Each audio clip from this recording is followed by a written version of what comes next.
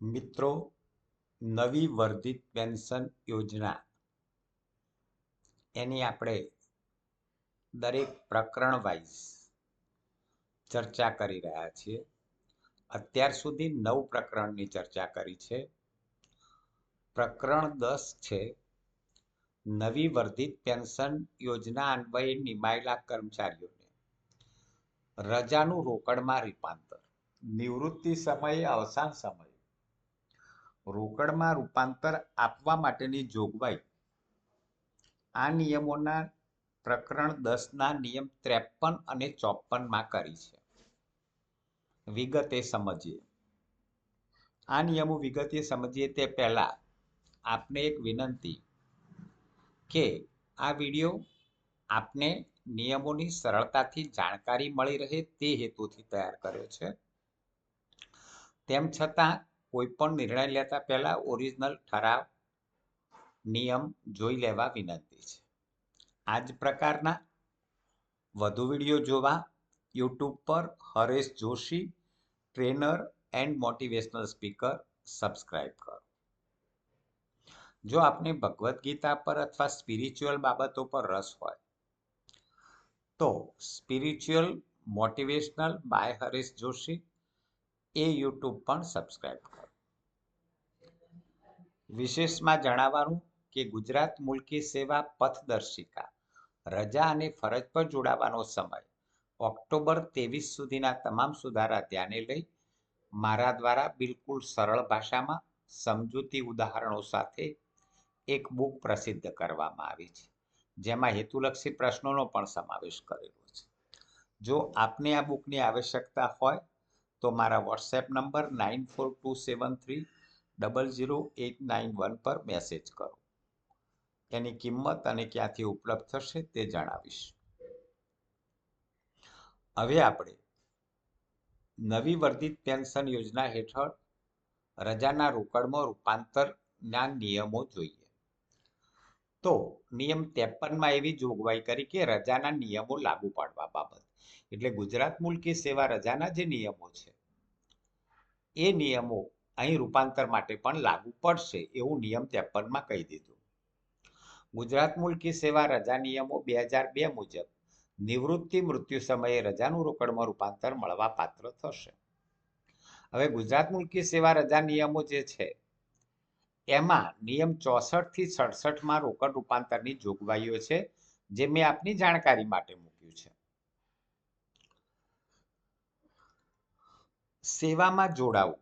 હવે નવી વર્ધિત પેન્શન યોજનામાં જે લોકો જોડાય છે અથવા નવી વર્ધિત પેન્શન યોજનાના કર્મચારીઓ કેન્દ્ર કે અન્ય રાજ્યમાં જાય છે અથવા અન્ય રાજ્યમાંથી ગુજરાત સરકારમાં આવે છે, એના માટેની જોગવાઈ રૂલ 54માં કરી. 1/4/5ના રોજ અથવા તે પછી રાજ્ય સરકારમાં નિયુક્ત કરાયેલા કર્મચારીઓ કે જેઓ અન્ય રાજ્ય કેન્દ્ર સરકારની સેવામાં જોડાય છે, એટલે રાજ્ય સરકારના કર્મચારી અન્ય રાજ્ય કેન્દ્ર સરકારમાં જોડાય અથવા કેન્દ્ર સરકારની એનપીએસ યોજના હેઠળ નિયુક્ત કરાયેલા કર્મચારીઓ રાજ્ય સરકારની સેવામાં જોડાય. તેઓ ઉપરોક્ત બંને સેવાઓમાં જોડાવા માટે હકદાર રહેશે. નિવૃત્તિ મૃત્યુ સમયે રજાનું રોકડમાં રૂપાંતરના હેતુ માટે આવા કિસ્સાઓમાં સેવા જોડવા માટે નાણાં વિભાગ દ્વારા સમયાંતરે નિયત થયેલી જોગવાઈઓ અને શરતો યથાવત લાગુ રહેશે. તો વાયસા વર્ષા અન્ય રાજ્યમાંથી કે કેન્દ્રમાંથી સ્ટેટમાં જોડાય અથવા સ્ટેટમાંથી અન્ય રાજ્ય કે કેન્દ્રમાં જાય, એમની સેવા જોડવા અંગેની નાણાં વિભાગની જે જોગવાઈઓ છે એ ધ્યાને લઈ એમને રજાનું રોકડમાં રૂપાંતર મળવાપાત્ર થશે. તો મિત્રો, નવી વર્ધિત પેન્શન યોજનામાં રૂલ 53 અને 54 આપ્યા છે.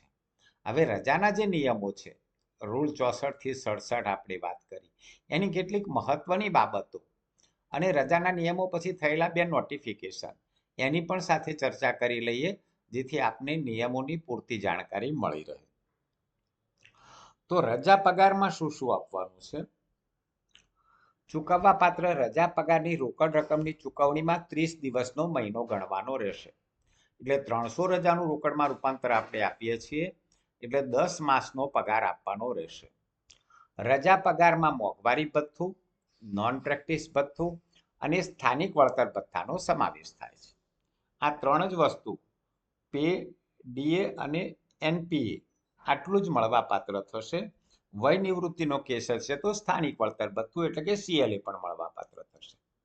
કર્મચારી નિવૃત્ત થાય અથવા તેને નિવૃત્ત કરવામાં આવે એટલે સ્વૈચ્છિક નિવૃત્તિ લે અથવા અપરિપક્વ નિવૃત્ત કરવામાં આવે ત્યારે અમલમાં હોય તેવા દરે મળવાપાત્ર મોંઘવારી ભથ્થું, નોન પ્રેક્ટિસ ભથ્થું ચૂકવાશે, પણ સ્થાનિક વળતર ભથ્થું ચૂકવાશે નહીં. વય નિવૃત્તિ સમય ફરજ મોકૂફી પર હોય. કર્મચારી જ્યારે ફરજ મોકૂફી પર હોય તે દરમિયાન જો તે વય નિવૃત્ત થાય અને તેને ફરજ મોકૂફી બાદ કર્મચારીને પુનઃસ્થાપિત કરવાની સત્તા ધરાવતા અધિકારીના મતે કર્મચારી સંપૂર્ણ રીતે દોષમુક્ત હોય અને તેની ફરજ મોકૂફી સંપૂર્ણતઃ અન્યાયી હોય તો આ નિયમ હેઠળ તેના ખાતે નિવૃત્તિ વયની તારીખે જે પ્રાપ્ત રજા શિલ્લકમાં હોય તેટલા પ્રમાણમાં રજા પગારના રોકડમાં રૂપાંતર ચૂકવી શકાશે. તો કોઈ સસ્પેન્શન હેઠળ છે અને સસ્પેન્શન હેઠળ મૂકવાની સત્તા ધરાવતા અધિકારીના મતે એમ લાગે કે સસ્પેન્શનમાં તપાસના અંતે નિર્દોષ જાહેર થશે તો એને ચૂકવી શકાશે અથવા નિર્દોષ જાહેર થયા પછી પણ ચૂકવી શકાશે. મિત્રો, ઘણા મિત્રોને એવો પ્રશ્ન છે કે નિવૃત્તિ સમયે કોઈ ફરજ મોકૂફી હોય તેની સામે શિસ્ત વિષયક કાર્યવાહી ચાલુ હોય, કોઈ ક્રિમિનલ કેસ પેન્ડિંગ હોય તો રજાનું રોકડમાં રૂપાંતર આપવું કે કેમ? તો નાણાં વિભાગના 21/1/2008ના નોટિફિકેશનથી સ્પષ્ટતા કરવામાં આવી છે કે જો સક્ષમ સત્તાધિકારીને લાગે કે આખરી નિર્ણય અંતે કોઈ રકમ વસૂલ કરવાની શક્યતા છે તો રજાનું રોકડમાં રૂપાંતરની પૂરેપૂરી રકમ અથવા તેનો કોઈ ભાગ રોકી શકાશે. તો સસ્પેન્શન દરમિયાન નિવૃત્ત થાય તો જો શિક્ષા થાય તેમ ન હોય, નિર્દોષ થાય એમ હોય તો ચૂકી શકાશે. જો કોઈ વસૂલાતનો મુદ્દો તપાસમાં હોય તો એની રકમ વસૂલાત જેટલી રકમ પૂરતી રોકી રાખવાની છે અથવા પૂરેપૂરી રોકી રાખવાની છે. આપની જાણકારી માટે અહીં 21/1/2008નું નોટિફિકેશન પણ મૂક્યું છે જેમાં બહુ સ્પષ્ટ લખ્યું છે કે provided that if government servant who retire from service on attaining the age of superannuation while under suspension or while disciplinary or criminal proceedings are pending against him and the competent authority is of the view that there is no possibility of some money become recoverable from him on conclusion of proceeding against him, the competent authority may withhold whole or a part of encashment of leave according to the fact of the relevant case. તો જો વસૂલાતનો મુદ્દો હોય તો આપણે વસૂલાતની રકમ પૂરતી અથવા પૂરેપૂરી રકમ રોકી રાખવાની થાય છે.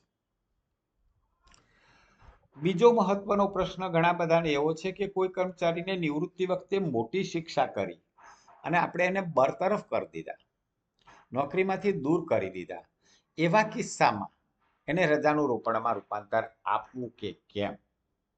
તો નાણાં વિભાગના 3/14/9ના નોટિફિકેશનથી સ્પષ્ટતા કરી છે કે શિક્ષાના ભાગરૂપે નોકરીમાંથી દૂર કર્યા હોય તો પણ એને રૂપાંતર આપી શકાશે.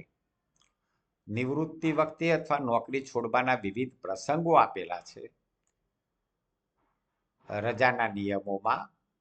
એમાં એક એફ સુધી આપેલા છે, એમાં G shall be added on his being compulsory retired એટલે ફરજિયાત નિવૃત્ત as a matter of penalty, શિક્ષાના ભાગરૂપે ફરજિયાત નિવૃત્ત કર્યા હોય તો પણ રજાનું રોકડમાં રૂપાંતર આપી શકાશે.